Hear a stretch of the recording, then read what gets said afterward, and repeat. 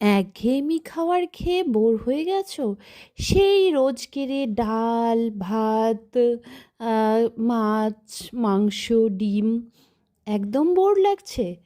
চলো, তার থেকে বেরিয়ে একটু ভিন্ন, একদম ডিফারেন্ট একটা স্বাদের খুব কম জিনিস দিয়ে আহ, তোমাদের একটা সুন্দর রেসিপি, যেটা তোমাদের কি বলবো, স্বাদকে দ্বিগুণ বাড়িয়ে দিবে, জিভে জল আনা একটা রেসিপি তোমাদের সঙ্গে চলো শেয়ার করি। তো দেখছো, বড়া এবং একটা ভর্তা বানিয়েছি। তার জন্য আমরা প্রথমেই দেখো, প্রথমেই হচ্ছে প্যানে তেল দিয়ে দিয়েছি। তোমরা তোমাদের পরিমাণ মতো তেল দেবে।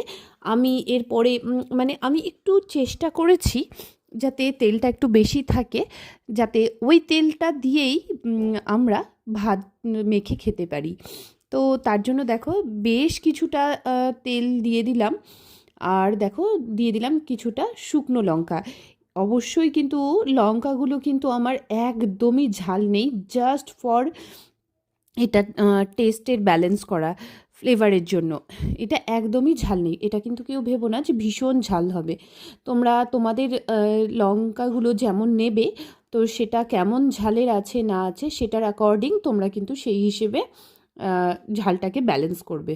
তো দেখো, আমি এখানে 4টে লঙ্কা ভেজে তুলে রাখবো। এই যে দেখো, লঙ্কাগুলো ভেজে তুলে নিয়েছি। আর এখানে বেশ কিছুটা, মানে অনেকটা পরিমাণে আমি পেঁয়াজ নিয়েছি এবং রসুনকে রসুন মানে মাঝখান থেকে কেটে কেটে দুটো আলাদা করে নিয়েছি, দুটো পিস করেছি একটা রসুনের। আর যত পেঁয়াজ আর রসুন ছিল সবকে দেখো, অনেকটা বেশ পরিমাণ একসঙ্গে আমি কিন্তু ভাজতে দিয়ে দিয়েছি। খুব বেশি বেরেস্তা টাইপের করব না, জাস্ট মিডিয়াম ফ্লেমে নরম করে ভাজবো। তো আমার পুরোটা দেখো, পেঁয়াজ এবং রসুন একসঙ্গে দেওয়া হয়ে গেছে। আর এবার কিন্তু আমি গ্যাসের ফ্লেমটাকে একদম লো করে দিয়েছি। দেখো, এটা ধীরে ধীরে হবে, নরম করে একদম দিয়ে দিলাম। দেখো, পরিমাণ মতো নুন। নুনটা একটু চেষ্টা করবে একটু যাতে কমই দেওয়া হয়, কারণ হচ্ছে পরে তোমরা ভাতে নিতে পারো, বাট পেঁয়াজ তো যেহেতু মানে বেশি নুন দিয়ে দিলে এটা বেশি নোনতা হয়ে গেলে খেতে ভালো লাগবে না, তাই জন্য এটা এখানে একটু কম থাকলেই ভালো। আর এখানে দেখো, দিয়ে দিলাম হলুদ। এরপরে এটাকে ধিম জালে একদম আস্তে আস্তে করে নরম করে কিন্তু ভাজবো। তো এখানে তোমরা চাইলে আরও মানে পরের থেকে কাঁচা সর্ষের তেল অ্যাড করতে পারো, বাট আমার সেরম কিছু মনে হয়নি, কারণ আমি প্রথমেই তেলটা বেশি দিয়ে দিয়েছিলাম, তাই জন্য। আর এখানে দেখো, এরপরে পেঁয়াজটা একটু নরম হয়ে এসছে। আর এখানে দেখো, আমি কাঁচা লঙ্কাকে একটা সিজারে দিয়ে ছোট ছোট করে গোল গোল করে কেটে নিচ্ছি। লঙ্কাটা তোমাদের ব্যালেন্স, মানে তোমরা যেমন খেতে চাও। আমি আজকে একটু চেয়েছিলাম ঝাল ঝাল করে করব, তাই জন্য আমি একটু লঙ্কাটা একটু বেশিই দিয়েছি। তোমরা যেমন ঝাল খাও সেই হিসেবে কিন্তু দেবে। তো আমি দেখো, এখানটায় মোটামুটি 4-5টে লঙ্কা আমি দিয়েছি কেটে। যেহেতু আমার শুকনো লঙ্কাগুলো একদমই ঝাল না, ওটা একটা ফ্লেভারের জন্য আমি নিয়েছি। আর এখানে দেখছো যে পেঁয়াজগুলো কিন্তু অনেকটাই নরম হয়ে এসছে। যদিও এতটা থাকবে না, এটার কালার একদম চেঞ্জ হয়ে যাবে, তখন আমরা এটাকে করব, তো মানে নামাবো। তা দেখো, আমি পুরো লঙ্কাগুলো গোল গোল গোল গোল করে কেটে দিয়ে দিলাম। এরপরে অনেকটাই দেখো নরম, একদমই নরম টাইপের হয়ে এসছে। এখান থেকে দেখবে তেলটা একদম ছেড়ে আসবে। যেহেতু একটু বেশিক্ষণ করে পেঁয়াজ শুধু যদি হতো তাহলে খুব বেশি টাইম লাগতো না, বাট এখানে রসুনগুলোও আছে। রসুন কিন্তু অত সহজে নরম হয় না। তো রসুনকে কিন্তু যেহেতু বড় বড় করে কাটা আছে, এই জন্য রসুনকে একটু করার জন্য, নরম করার জন্য কিন্তু টাইম ধরে করতে হবে। আর এখানে দেখো, বেশ কিছুটা আমি পোস্ত দিয়ে দিলাম। এটা অপশনাল, বাট দিলে পরে কিন্তু খেতে বেশ সুন্দরই লাগে, মানে খুব টেস্ট বেড়ে যায়। এখানে দেখো, গোটা পোস্ত আমি দিয়ে দিয়েছি। এরপরে আমরা কিন্তু অনর্গল এটাকে নাড়তে থাকবো। হ্যাঁ, এখানে চাইলে অনেকে অল্প পরিমাণে একটু চিনি দেয়, আবার না, মানে নাও দিতে পারো, কারণ হচ্ছে পেঁয়াজ অলরেডি মিষ্টি একটা জিনিস। তো পেঁয়াজেই মানে চিনির যে ব্যালেন্সটা ওটা করে নেবে। তো তার জন্য আর কিছু এক্সট্রা করে দরকার নাই। এটা এবার এদিকে হতে থাক। দেখো আমি একটা বড়া করেছিলাম, প্রথমেই দেখিয়েছি যে বড়াটা আর কোনো কিচ্ছু না, সিম্পলি আমি আলু দিয়ে বড়া করেছি। তো বড়ার জন্য আমরা দেখো প্রথমে ডুমডুম করে আলুটাকে কেটে নিয়েছি, এটা রাফলি কেটেছি, এটা সেরম কোনো ব্যালেন্স করে কাটার কোনো প্রয়োজন নেই। আর যাদের মিক্সিতে চাইছো যে না করবে না, তারা শিলনোড়াতে একটু থেতো করে নেবে, তাহলেই হবে। আমি এখানে আলুগুলোকে দিয়েছি, আর খুব বেশি আমি এটাকে ফাইন পেস্ট করিনি, এটা দরদরা করে একদম রেখে দিয়েছি। দেখবে এই যে দেখো একদম দরদরা আছে। এটা না শিলনোড়াতে করলেই একটু ছেঁচে নিলে বেশি ভালো হয়, বাট আমার টাইম ছিল না, তাই জন্য আমি এরকম করে করেছি। বাট এর থেকে একটু যদি দরদরা থাকে তাহলে বেশি ভালো লাগে। তো দেখো আলুগুলোকে কি করলাম, আমি আলুগুলোকে একটা বাটিতে ট্রান্সফার করে নিলাম। এরপরে হচ্ছে ব্লেন্ডারে আবার আমি এর মশলার জন্য কি কি নিচ্ছি সেটা দেব। আর আমি দেখো প্রথমেই হচ্ছে চালের গুঁড়িকে ভিজিয়ে রেখেছিলাম, একটু চালকে গুঁড়ো করে নিয়ে চালের গুঁড়িকে দাঁড় করে করে নিয়ে একটু ভিজিয়ে রেখেছি, আর এটাকেই দেখো আমি আলুর সঙ্গে মিক্স করে নিলাম। এরপরে হচ্ছে মশলার জন্য দেখো আমি বেশ কিছুটা কাঁচা লঙ্কা নিচ্ছি, মানে এটা কিন্তু বড়ার জন্য হচ্ছে।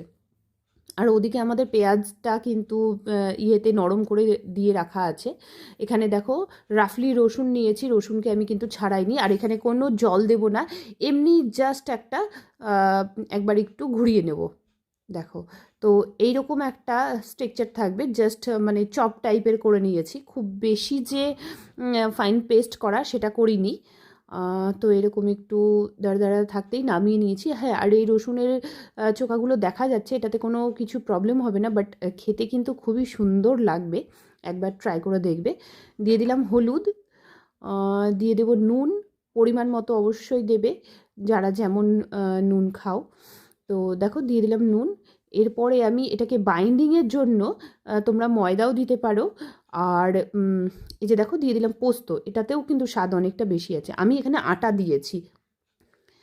আমার এটাই মানে একটু একদম ধিম করে দিয়ে ভালো লাগে। তোমরা চাইলে ময়দা বা বেসন দিতে পারো, বাট আমি কিন্তু চালের গুঁড়ির দিয়ে যদি করি তাহলে তখন আমি কিন্তু আটা, মানে এই আলুর যে বড়াটা সেটাতে আমি কিন্তু আটা দিই। দেখবে কোনো রকম নরমও হবে না, কোনো কিচ্ছু হবে না, কিন্তু খেতে খুবই টেস্ট হয়।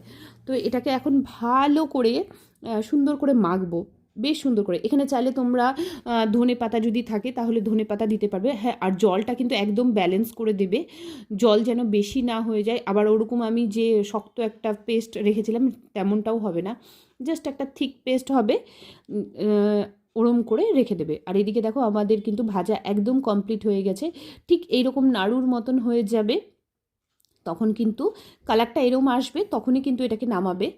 তো আমার পুরোটা দেখো কমপ্লিট হয়ে গেছে। আবার ওই প্যানের মধ্যেই আমি তেল দিয়ে দিয়েছি, তেলটা গরম হয়ে গেলে আমি এরপরে দেখো তেলটা গরম হোক। এদিকে দেখো আমি যে ভাজাটা করে নামিয়েছিলাম তার মধ্যে যে লঙ্কাগুলো বললাম তুলে রেখেছিলাম সেটাকে একটু ক্রাশ করে নিচ্ছি, ক্রাশ করে নিয়ে ওর সঙ্গে কিন্তু মিশিয়ে দেবো। এটাতে কি হবে, জাস্ট একটা ফ্লেভার আসবে, খুব সুন্দর একটা ফ্লেভার আসবে, দারুণ লাগবে খেতে। এটাকে নিয়ে দেখো পুরোটাকে ভালো করে সুন্দর করে মাখিয়ে নিতে হবে। এই যে লঙ্কার বীজগুলো আছে এগুলো একটু মুখে পড়বে, তো বেশ সুন্দর লাগবে খেতে। এটাকে মেখে একদম সাইড করে রেখে দিতে হবে। এরপরে আসবো আমরা বড়ার চ্যাপ্টারে, এটা একদিকে থাক আমাদের। এবার আসছি বড়ার চ্যাপ্টারে। বড়াগুলোকে দেখো তোমরা যেই শেপ দিতে চাও, তবে আমি মোস্টলি চেষ্টা করি একটু চ্যাপ্টা চ্যাপ্টা করে করার জন্য। বেশি গোল গোল করে করলে কি হয়, ভেতরটা ইয়ে হয় না, ভাজা হয় না, আর ওপরটা হয়ে যায়। তো অবশ্যই গ্যাসের ফ্লেমকে একদম লো করে দেবে, লো করে দিয়ে এরকম চ্যাপ্টা শেপ দিয়ে যদি করো দেখবে অনেকটা মুচমুচে হবে বড়াটা, আর খেতেও কিন্তু খুব সুন্দর হয়, বেশ ক্রাঞ্চি থাকে। আর অনেকক্ষণ, যেহেতু এখানে চালগুড়ি ইউজ করেছি তার জন্য তুমি যদি এবেলা ভাজো ওবেলাতেও দেখবে যে বড়াগুলো বেশ ক্রাঞ্চি হয়ে আছে।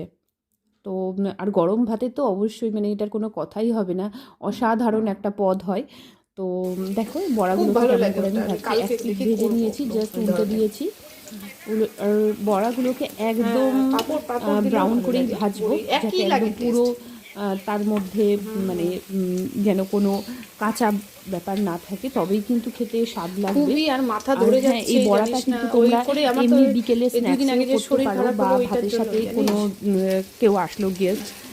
গতানুগতিক যে বড়াগুলো আমরা ঠিক করি আছে তার লাগে। থেকে বেরিয়ে এটা কিন্তু একদমই ভিন্ন স্বাদের। এখানে তোমরা জোয়ান ইউজ করতে পারো, এখানে তোমরা ধনেপাতা ইউজ করতে পারো, গোটা জোয়ান যেমন পোস্তটা দিলাম সেরকম একটু বেশিক্ষণ গোটা তো জোয়ানও একটা দিয়ে ঝোল দিতে ভাত তো পারো। বেশিক্ষণ লাগছেও আর না।